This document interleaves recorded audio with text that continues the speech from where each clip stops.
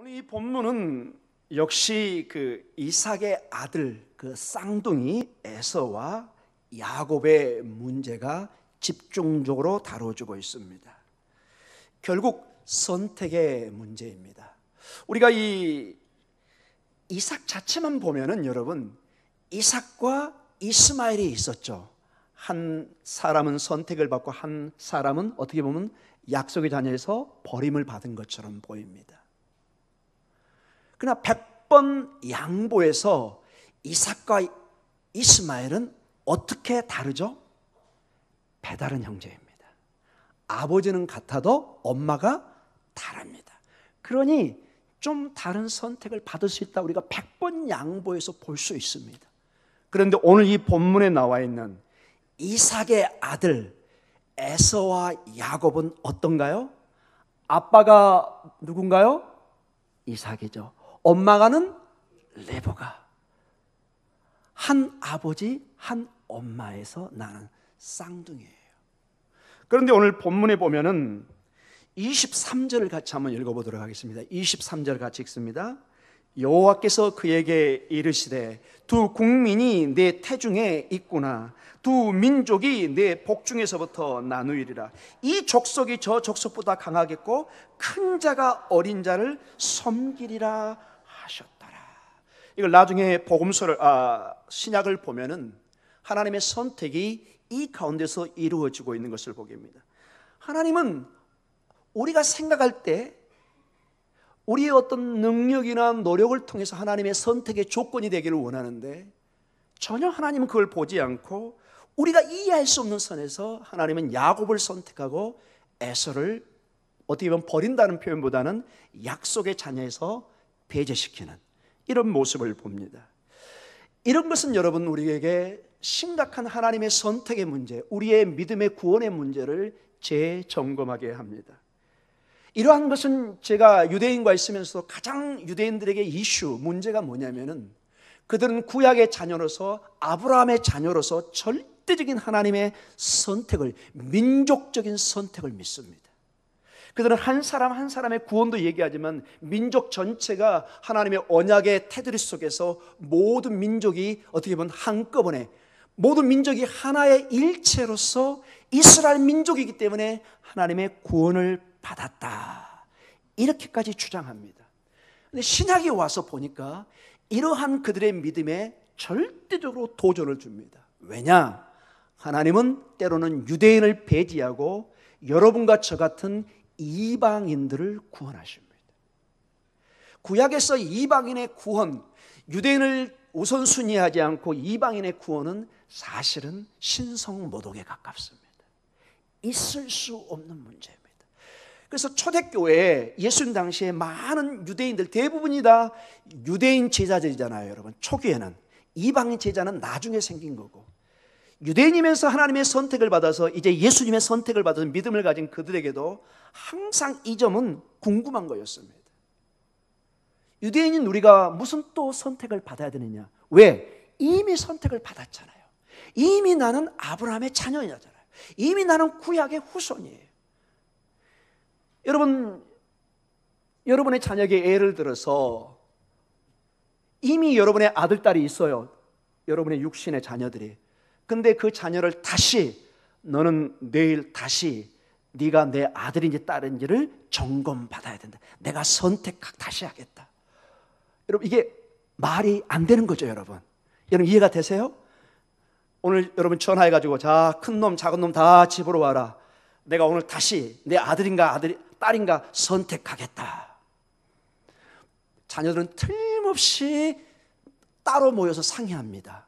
우리 엄마 아버지가 드디어 맛이 가기 시작했구나. 뭔가 지금 심각한 문제가 일어났구나. 여러분, 그렇게 생각하겠죠. 여러분, 이게 우리가 지금 웃어서 넘겼지만은 하나님의 선택의 문제가 이 정도로 심각한 문제인 겁니다. 이미 아브라함에게 선택의 약속을 주시고 그들은 12지파로서 놀라운 언약의 공동체로 지금까지 수백 년, 수천 년을 내려왔는데, 이제 하나님께서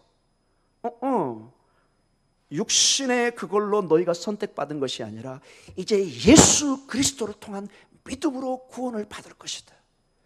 언뜻 받아들이고 싶지만 이게 도저히 이해가 안 가는 그런 문제입니다.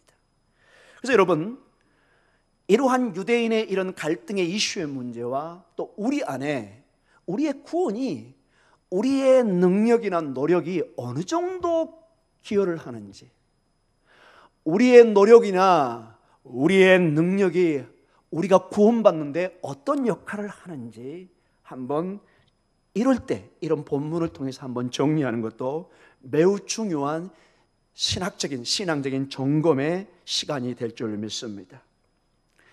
이러한 이 이슈가 너무 중요하기 때문에, 그리고 초대교회에 이러한 이스라엘 백성들의 구원의 문제, 이방인의 구원의 문제, 이게 첨예하게 대립되면서 점점 이방인들이 이제 교회에 들어오기 시작합니다. 이럴 때 사도 바울이 로마서를 통해서 이제 정확한 하나님의 복음의 진리를, 하나님의 선택의 원리를 정의하기 시작합니다. 어떤 본문을 통해서? 오늘 우리가 읽었던 창세기 25장 19절과 26절, 그리고 또 다음 주에 볼 그 내용들을 통해서 이것을 정리하기 시작합니다.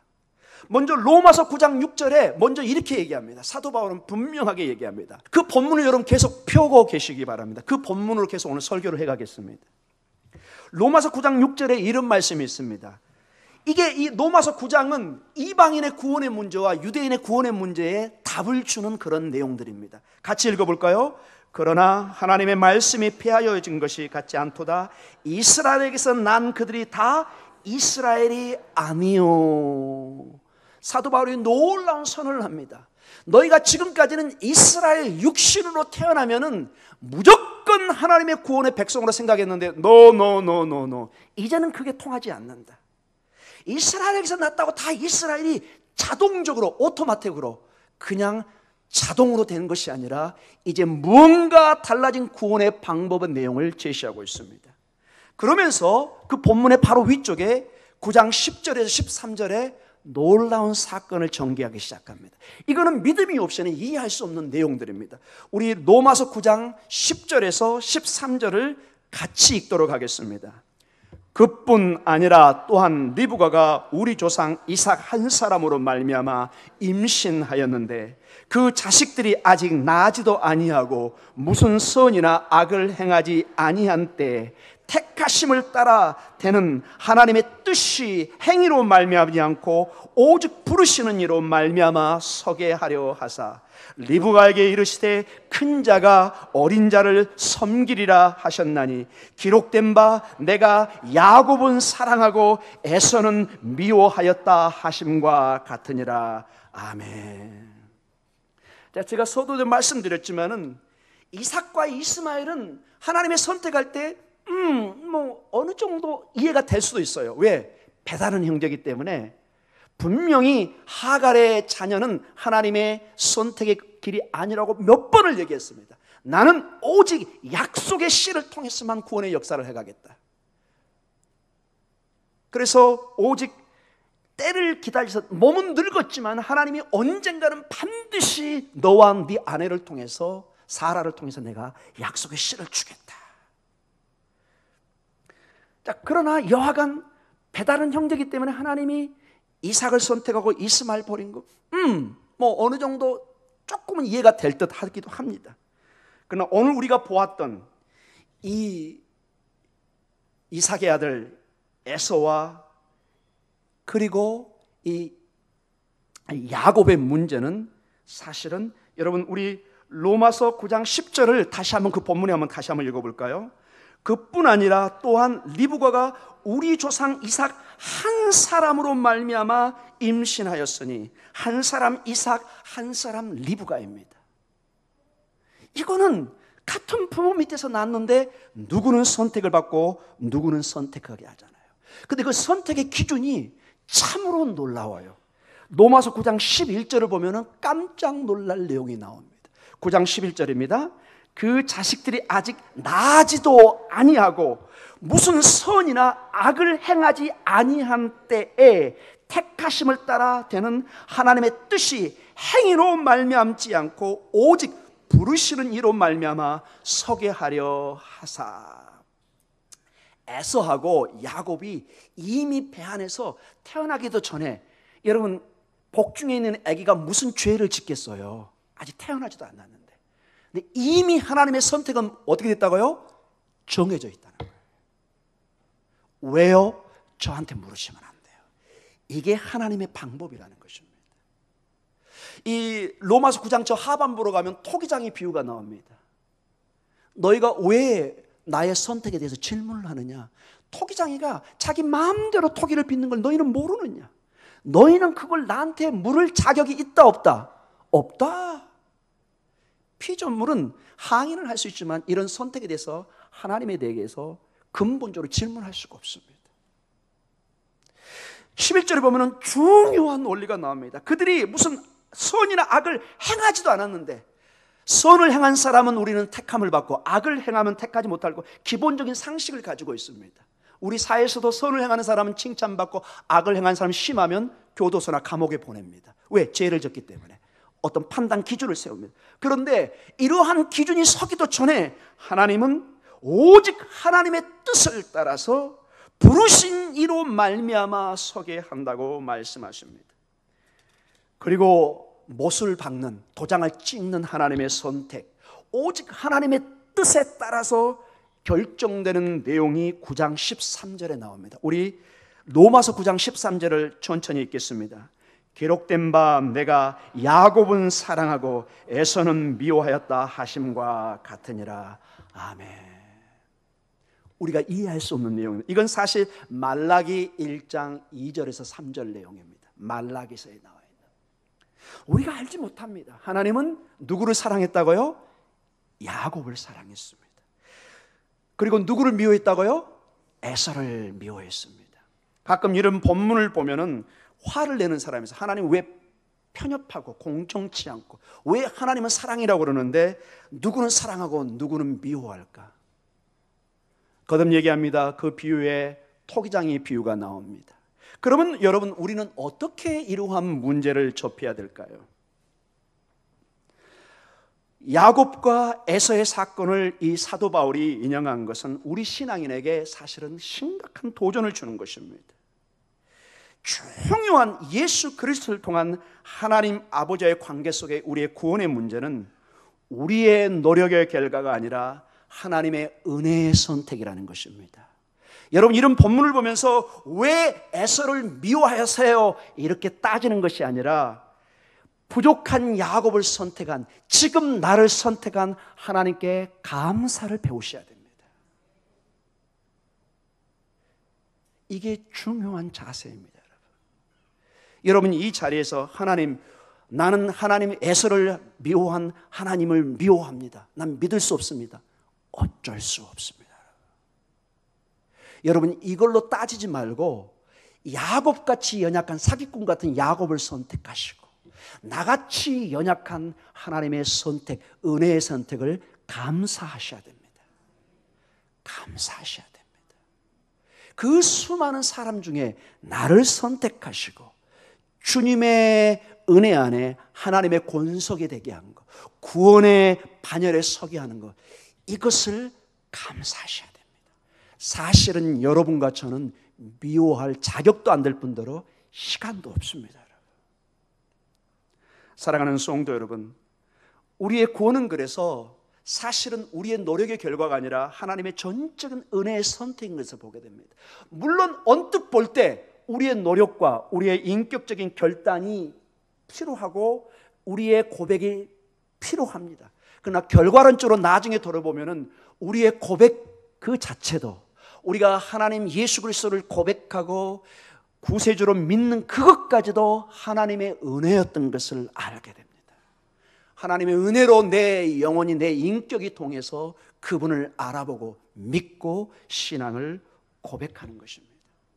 그래서 여러분, 믿음의 이 라인에 구약을 통해서 에서와 야곱의 사건을 통해서 하나님의 놀라운 선택의 원리, 이 선택의 원리에서 여러분, 하나님이 미워한 에서에 초점이 있는 것이 아니라 무조건적으로 하나님이 사랑했던 야곱을 향한 하나님의 사랑, 우리를 무조건적으로 사랑한 하나님의 은혜에 여러분 반응하셔야 됩니다.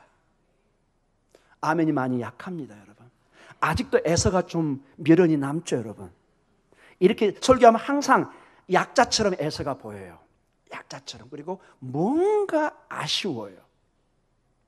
사랑하는 성도 여러분, 우리의 자세와 마음은 다른 사람보다 내가 잘나서 선택됐다, 내가 똑똑해서 선택됐다, 이런 모든 걸 내려놓으시고 하나님의 은혜가 아니면 나는 설 수 없다는 그 하나님의 은혜, 오직 거기에 대한 감사, 그리고 예배와 경배가 가장 우리의 적절한 태도인 것을 잊지 마시기 바랍니다. 나는 하나님에 대한 은혜를 감사하는 것입니다. 지금 여러분이 에서를 동정하고 그럴 여유가 없어요, 여러분. 에서는 여러분 지금부터 약 한 3,000년, 4,000년 전의 사람이에요, 여러분. 그냥 거기에 맡기세요. 여러분 걱정하시기 바랍니다. 여러분 자녀들 걱정하시기 바랍니다. 이게 강의를 하다 보면은 끝까지 따지는 학생이 있어요. 왜 에서를 내가 얘기해서 그만 놔줘라. 뭘 그 4,000년 전의 사람을 가지고 이렇게, 지금 네가 어떤 상태고 어떤 하나님의 은혜로 서 있는가, 그걸 초점을 좀 맞춰라. 아니에요 교수님, 나는 용납이 안 돼요. 그래, 그대로 가든지. 그러면 이 본문을 따지면, 저한테 따지면 어떻게, 교수한테, 목사님한테, 이걸 저한테 물을 내용이에요? 정말 따지고 싶으면 주님 나라 가서 정식으로 항의하시기 바랍니다. 예, 그렇게 하시면 돼요, 여러분. 토기장의 비유를 다시 한번 얘기합니다. 이 9장 그 본문의 그 밑에 보면은 토기장의 비유가 나와요. 너희는 나한테 따질 필요가 없어.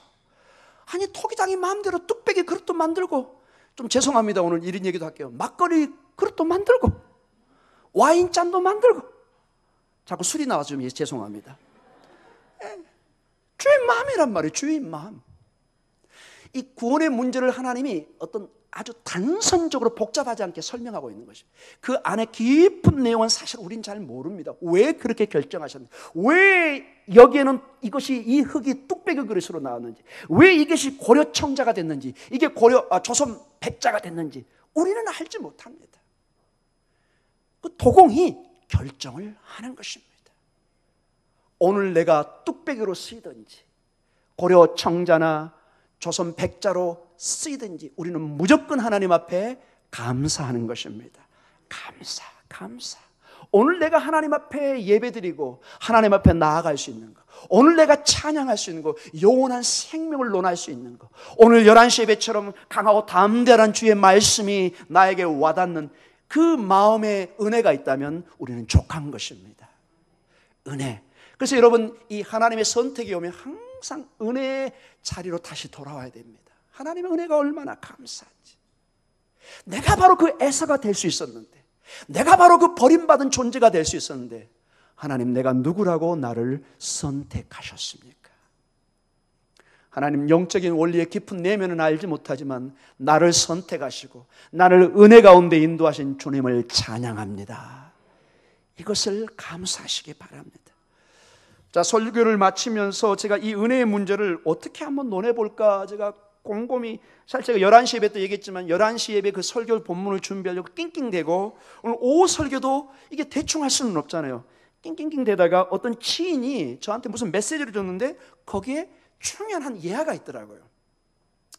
여러분, 그 탤런트, 그리고 요즘 방송의 음식으로 소문난 김수미 씨 아시죠? 그분이 그렇게 음식을 잘한 줄 몰랐어요. 욕도 잘한 줄 알았는데 음식을 아주 잘하더라고요. 근데 이분, 여러분 인생을 아시다시피 심각한 우울증으로 고생을 했고, 남편이 사업에 크게 망했고, 여러분 아시죠?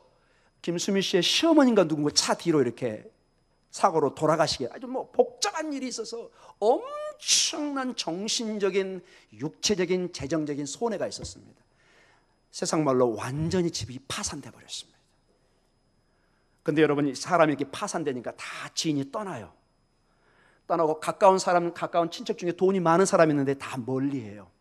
그래서 겨우 아는 사람에게 몇백만 원씩 빌려가면서 하는데 이게 수억의 빚이라 갚을 길이 없어요. 정말로 비참한 인생을 살아가요. 그때 여러분, 그 유명한 김혜자 씨, 잘 모르시면 전원일기를 생각하시면 됩니다. 제가 그분 보다가 유학을 갔습니다, 여러분. 김혜자 씨가 김수미 씨보다 언니인가 봐요. 여러분 참고적으로 김혜자 씨는 교회 집사님인가 권사님인가 그러시죠. 어느 날 이 소문이, 이 김수미 씨가 너무 어렵다는 소문이 들렸는데 김혜자 씨까지 소리가 들어간 거예요. 딱 하면서 한 얘기가 있습니다. 예, 왜 넌 나한테 돈 빌려달라는 소리를 안 하니? 추접스럽게 몇백만 원씩 남들에게 꾸지 말고 필요한 돈이 얼마인지 나한테 얘기해. 나한테. 그리고 김수미 씨한테 자기 전 재산이 든 통장을 딱 던집니다. 이렇게. 네가 다 써. 이건 이거 실화를 가져온 겁니다. 난 돈 쓸 데 없어. 나 지금 내일 모레 이거 내 전 재산인데 난 내일 모레 아프리카 가거든. 근데 오늘 딱 보니까 아프리카가 여기 있네. 네가 아프리카 지금 사정이 네가 어려우니까 네가 알아서 다 찾아가고 갚지도 마. 나중에 정말 네가 잘 돼서 돈이 있으면 그때 갚어. 그런 이 통장 딱 주고 아프리카 가버린 거예요.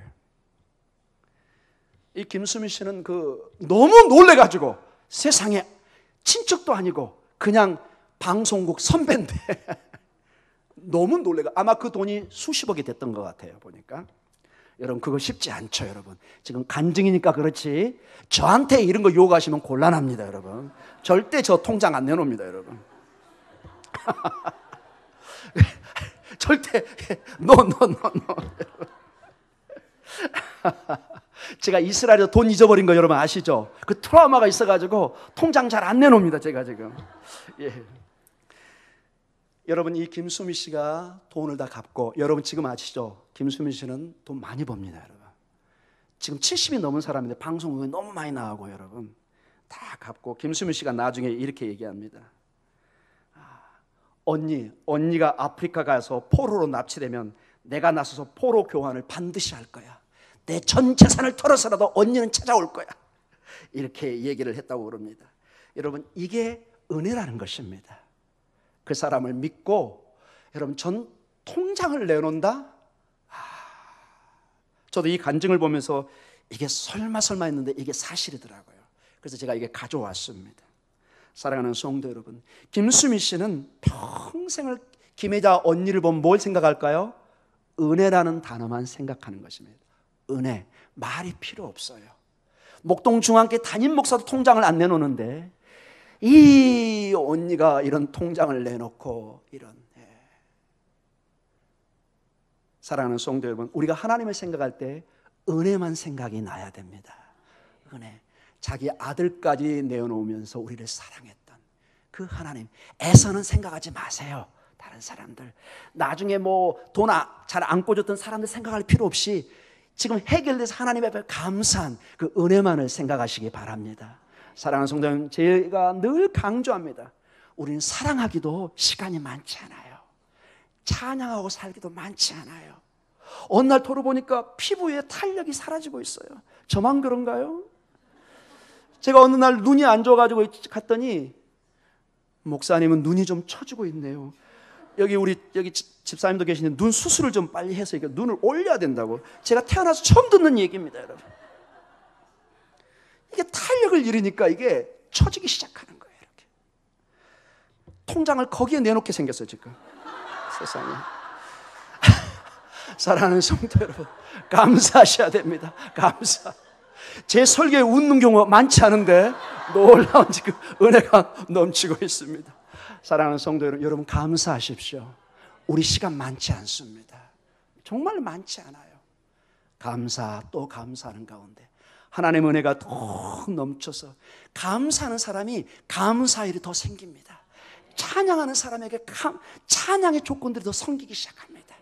여러분의 감사에, 여러분의 은혜의 삶에 넘치는 하나님의 감사일이 있기를 주님의 이름으로 간절히 축원합니다. 기도하겠습니다.